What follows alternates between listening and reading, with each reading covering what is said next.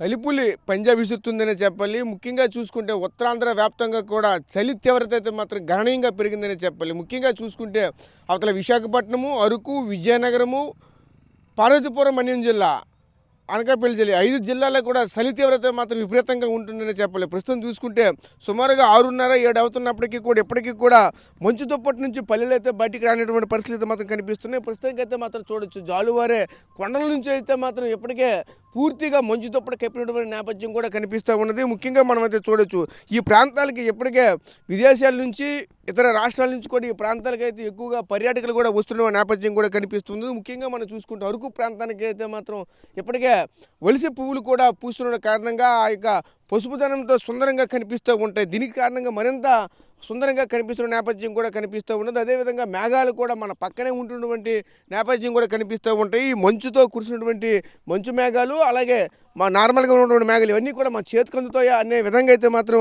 కనుమిందు చేస్తున్న నేపథ్యం కూడా కనిపిస్తూ ఉంటుంది. అదేవిధంగా ముఖ్యంగా ఈ చలి తీవ్రతకు అయితే మాత్రం పల్లెలన్నీ కూడా పూర్తిగా ఈ మంటలకే పరిమితం, చలి మంటలకు కాంకొని పరిమితమైన పరిస్థితి కనిపిస్తుంది. చలిమంటలకు కాంకొని ప్రజలంతా కూడా ఉపశమనం పొందుతున్న నేపథ్యం కూడా కనిపిస్తుంది. ప్రతి వీధిలో కూడా ఇదే పరిస్థితి కూడా ఏర్పడుతున్న నేపథ్యాలు కూడా కనిపిస్తూ ఉన్నాయి. ప్రస్తుతానికి అయితే విజయనగరం సంబంధించినటువంటి కొన్ని పల్లెల్లో ప్రస్తుతం అయితే మనమైతే ఉన్నాము. ఈ పల్లెల్లో ఏ విధంగా మంటలు కాంకుంటున్నారో, చలి తీవ్రత ఏ విధంగా ఉంది, ప్రజలు ఏ విధంగా ఇబ్బంది పడుతున్నారు అనే అంశాన్ని వాళ్ళ మాటలు నడి తెలుసుకునే ప్రయత్నం చేద్దాం. త్వరగా చుట్టూ కూడా మంచు దుప్పటైతే తిరిగిన పరిస్థితి కనిపిస్తుంది. పల్లెల్లో అంతా కూడా పూర్తిగా చలిమంటలకే పరిమితమైనటువంటి పరిస్థితి కనిపిస్తూ ఉన్నాయి. ఇదే క్రమంలో ప్రస్తుతం మనమైతే విజయనగరం జిల్లాలో ఉన్నటువంటి పల్లెల్లో ప్రస్తుతం అయితే మనమైతే ఉన్నాం. ఇక్కడ పల్లెల్లో చూడొచ్చు, ఇక్కడ ఉన్నటువంటి ప్రజలంతా కూడా ఇక్కడ ఉన్నటువంటి మంటలకే పరిమితమవుతూ ఈ విధంగా చలిని కాంకుంటూ పరిస్థితి కనిపిస్తూ ఉన్నది. ఆ మంట కాంకుంటూ చలిని సేద తీరుతున్నటువంటి నేపథ్యం కూడా మనకైతే కనిపిస్తుంది. ఇదే క్రమంలో ఇక్కడైతే కొంతమంది స్థానికులు కూడా ఉన్నారు, ఆ చలి కాంకుంటూ ఉన్నటువంటి వ్యక్తులు కూడా ఉన్నారు. వాళ్ళతో మాట్లాడే ప్రయత్నం చేద్దాం.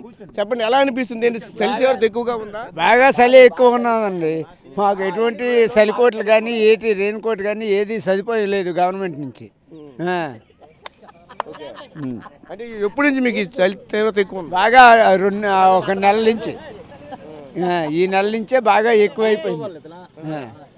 బాగా ఎక్కువగా ఉంది. మాకు ఏ పరిమితము లేదు, గవర్నమెంట్ నుంచి ఏ సదుపాయం లేదు. ఇంకా ఇక్కడ పెద్ద ఆయన కూడా ఉన్నారు. పెద్దయినా మీరు గతంలో ఎప్పటి నుంచో ఉన్నారు కదా, ఈ విధంగా చలి ఈ ఏడాది చలి ఎక్కువగా ఉందా, సేమ్ ఇందులో ఎంతకంటే ఎక్కువగా ఉన్నాయా? ఎక్కువగా ఉందండి, ఎక్కువగా ఉంది చలి, ఇంతకంటే ఎక్కువగా ఉంది. ఇటువంటి చలి ఇంతకు మునుపు ఎప్పుడు ఉన్నదా? ఇదే ఎప్పుడు లేదు. ఈ సంవత్సరం వర్షం మీద చలి ఎక్కువైంది.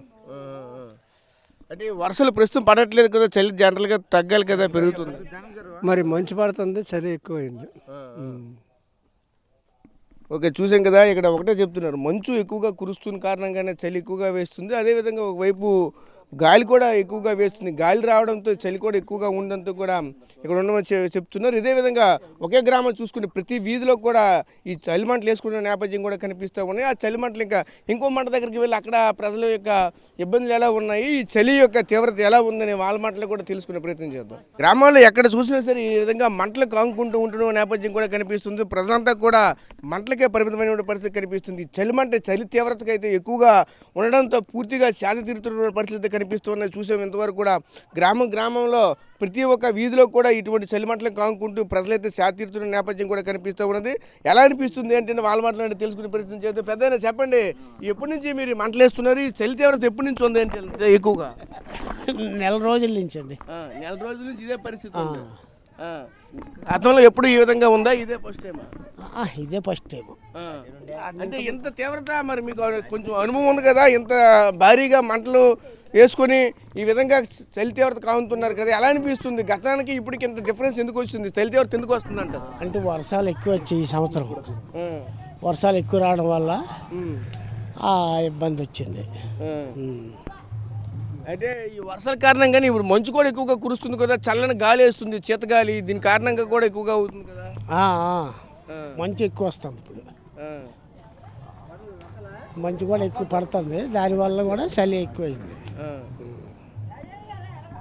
సో చూసాం కదా, మంచు ఎక్కువగా కురుస్తుంది, శీతగాలి అంటే గాలి ఎక్కువగా వేస్తుంది. గాలి ఎక్కువగా వేయడంతో మంటలు ఈ విధంగా కాంకుంటూ ఇక్కడ ఉన్నటువంటి ప్రజలంతా కూడా ఇలాగా అచ్చా, చలికాలం కూడా మంట దగ్గరికి అయితే శాతీరుతున్న పరిస్థితి కనిపిస్తూ ఉన్నాయి. ముఖ్యంగా అయితే మాత్రం చూడొచ్చు దీనికి ఇక్కడ ఉన్నటువంటి ఉత్తరాంధ్రలోనే కాదు, ఈరోజు చూసుకుంటే దక్షిణ భారతదేశం అంతా కూడా పూర్తిగా గణనీయంగా ఉష్ణోగ్రతలు తగ్గిపోయినటువంటి నేపథ్యం కూడా కనిపిస్తూ ఉన్నాయి. దీనికి ప్రధానంగా చూసుకుంటే గ్లోబల్ వార్మింగ్ కూడా ఒకవైపు అయితే దీనికి ఆ విధంగా కనిపిస్తుంది. ఎందుకంటే ఎక్కువగా ప్లాస్టిక్ వాడకాలు లేదా దీనికి సంబంధించిన కాలుష్యాలు కూడా ఎక్కువగా జరుగుతున్న కారణంగా పూర్తిగా వాతావరణం కూడా సమతుల్యంగా లేకపోవడంతో ఇటువంటి కారణాలుగా చెప్పొచ్చు. ముఖ్యంగా మాత్రం చూడవచ్చు, ఎన్నడూ గతంలో ఎప్పుడు కూడా ఇంత ఎక్కువగా చలి లేదంటూ కూడా కొంతమంది అయితే చెప్పుకొస్తున్న నేపథ్యం అయితే కనిపిస్తుంది. సుమారుగా చూసుకుంటే 50-60 సంవత్సరాల వయసు ఉన్నటువంటి వ్యక్తి కూడా మేము గత 50 సంవత్సరాల నుంచి కూడా ఇటువంటి ఇంత భారీగా ఇంత ఎత్తునైతే మాత్రం మేము మంటలు వేసుకుని లేము.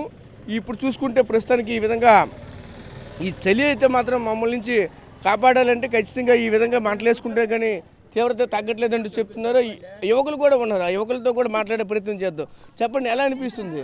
వాళ్ళు కూడా మాట్లాడడం కూడా అంటే అంతా చలి తీవ్రత అయితే మాత్రం ఎక్కువగా ఉంటుంది. నేపథ్యంలో మాట్లాడలేకపోయినటువంటి పరిస్థితులు కూడా కనిపిస్తూ ఉన్నాయి. ప్రస్తుతానికి అయితే చూడవచ్చు, చలి తీవ్రత అయితే మాత్రం దారుణంగా ఉందని చెప్పొచ్చు. ఇప్పటికీ కూడా మంచు దుప్పటి పల్లెల్లో మొత్తాన్ని కూడా మంచు దుప్పటి కప్పినటువంటి నేపథ్యం కూడా కనిపిస్తూ ఉన్నది. ముఖ్యంగా చూడవచ్చు, పార్వతీపురం మన్యం జిల్లా కావచ్చు, ఒకవైపు విజయనగరం జిల్లా కావచ్చు, అలాగే అరకు లంబసింగి ప్రాంతాల్లో చూసుకుంటే పూర్తిగా గణనీయంగా ఉష్ణోగ్రతలు కూడా తగ్గిపోయినటువంటి నేపథ్యం కూడా కనిపిస్తూ ఉన్నది. ఇప్పటికే చూసుకుంటే ఈ ప్రాంతాలకు కూడా టూరిస్టులు కూడా వెళ్తున్న నేపథ్యం కూడా కనిపిస్తుంది. ప్రస్తుతం చూసుకుంటే ఇప్పుడే ఆ మేఘాల నుంచి అయితే కొండల మధ్యలో ఉన్నటువంటి మేఘాలు కూడా ఆయా యొక్క ప్రాంతంలో పైకి వస్తున్నటువంటి కనుమింది చేసినటువంటి పరిస్థితులు కూడా కనిపిస్తూ ఉంటే ఒకవైపు మంచు, మరొక వైపు ఈ చలి, ఇవన్నిటికీ కూడా అక్కడ వచ్చినటువంటి ప్రేక్షకులు, అక్కడ ఉన్నటువంటి పర్యాటకులు అంతా కూడా ఒక కనువిందు చేసే విధంగా ఉంటాయి కాబట్టి సీజనల్గా వచ్చినటువంటి పరిస్థితులు కూడా ఉంటాయి. అదేవిధంగా మరొక వైపు వలస పువ్వులు కూడా ఈ కాలంలో పూస్తాయి కాబట్టి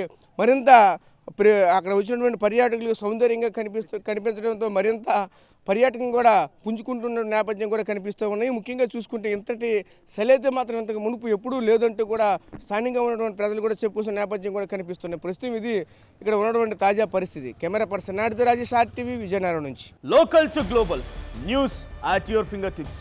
మీ చేతిలో ఒక ఆయుధం. డౌన్లోడ్ రా TV app. Media legend Ravi Prakash is back.